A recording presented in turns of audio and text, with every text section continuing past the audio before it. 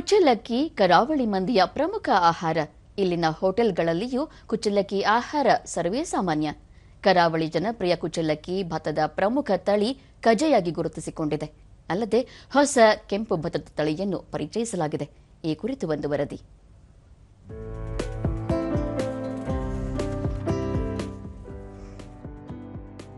ಕರಾವಳಿಯ ಮೀನು ಪ್ರಿಯರಿಗೆ ಕುಚ್ಚಲಕ್ಕಿ ಅನ್ನದೊಂದಿಗೆ ಮೀನು ಸಾರು ಸೇರಿದರೆ ಅದು ಭರ್ಜರಿ ಭೋಜನ. ಕುಚ್ಚಲಕ್ಕಿಯ ಗಂಜಿ ಮತ್ತು ಚಟ್ನಿ ದಕ್ಷಿಣ ಕನ್ನಡ ಜಿಲ್ಲೆಯ ಪ್ರಖ್ಯಾತ ದೇವಾಲಯವಾದ ಕಟೀಲಿನಲ್ಲಿ ಪ್ರಸಾದವಾಗಿ ಬಡಿಸುವ ಸಂದರ್ಭಗಳೂ ಇವೆ. ಕುಚ್ಚಲಕ್ಕಿ ಭತ್ತದ ತಳಿ ಎಂದರೆ ಕಜೆ.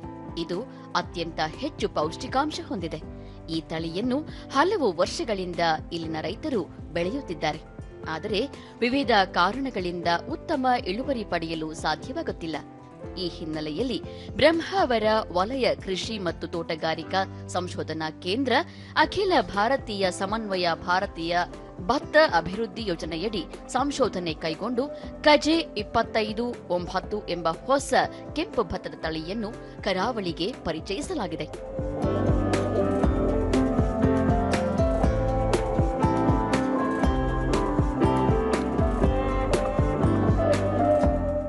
ಕಾರ್ಕಳ ತಾಲೂಕಿನ ಬೈಲೂರು ಹೋಬಳಿಯ ಕೌಡೂರು ಗ್ರಾಮದಲ್ಲಿ ಕಜೆ 25-9 ಭತ್ತದ ಕ್ಷೇತ್ರೋತ್ಸವದಲ್ಲಿ ಬ್ರಹ್ಮಾವರ ವಲಯ ಕೃಷಿ ಮತ್ತು ತೋಟಗಾರಿಕಾ ಕೇಂದ್ರದ ಕೀಟಶಾಸ್ತ್ರದ ಪ್ರಾಧ್ಯಾಪಕ ಡಾ ರೇವಣ್ಣನವರ್ ಚಾಲನೆ ನೀಡಿದರು.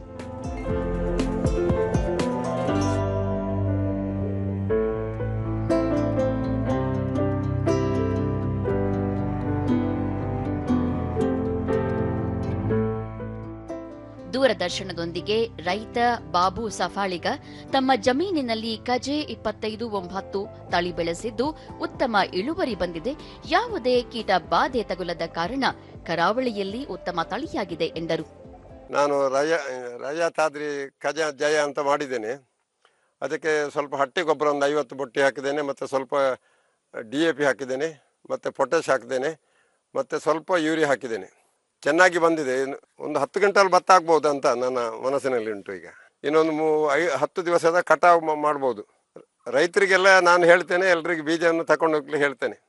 ಮತ್ತೋರ್ವ ರೈತ ಶೆಟ್ಟಿ ತಾವೂ ಕೂಡ ಸಹ್ಯಾದ್ರಿ ಕಜೆಯಿಂದ ಉತ್ತಮ ಇಳುವರಿ ದೊರಕಿದ್ದು ಅನುಕೂಲವಾಗಿದೆ ಎಂದು ಸಂತಸ ವ್ಯಕ್ತಪಡಿಸಿದರು. ಇದರಲ್ಲಿ ನನಗೆ 30-35 ಕ್ವಿಂಟಲ್ ಭತ್ತದವರೆಗೆ ಆಗಿದೆ. ಎರಡನೇ ಬೆಳೆಗೆ ಇದನ್ನೇ ಈ ತಳಿಯನ್ನೇ ಮಾಡಿರುತ್ತೇನೆ.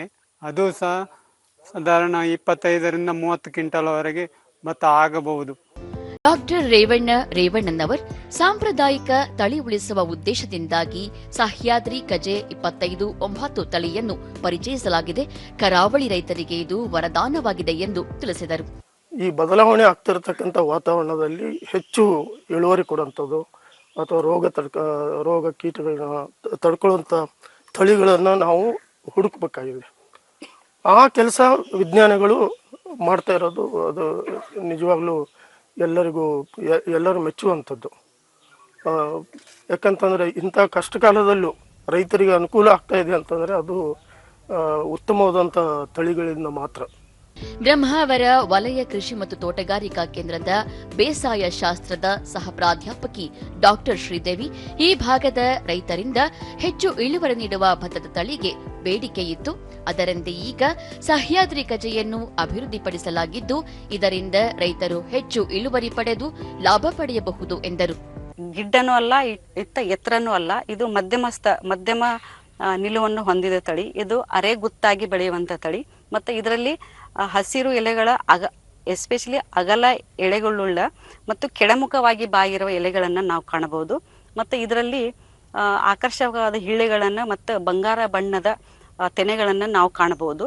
ಒಟ್ಟಾರೆ ಹಿಂಗಾರು ಮತ್ತು ಮುಂಗಾರು ಕಾಲಮಾನಕ್ಕೂ ಕಜೆ 25-9 ತಳಿ ಹೊಂದಿಕೊಳ್ಳುತ್ತಿದ್ದು ಉತ್ತಮ ಇಳುವರಿ ನೀಡುತ್ತಿದ್ದು ರೈತರಲ್ಲಿ ಹರ್ಷಕ್ಕೆ ಕಾರಣವಾಗಿದೆ.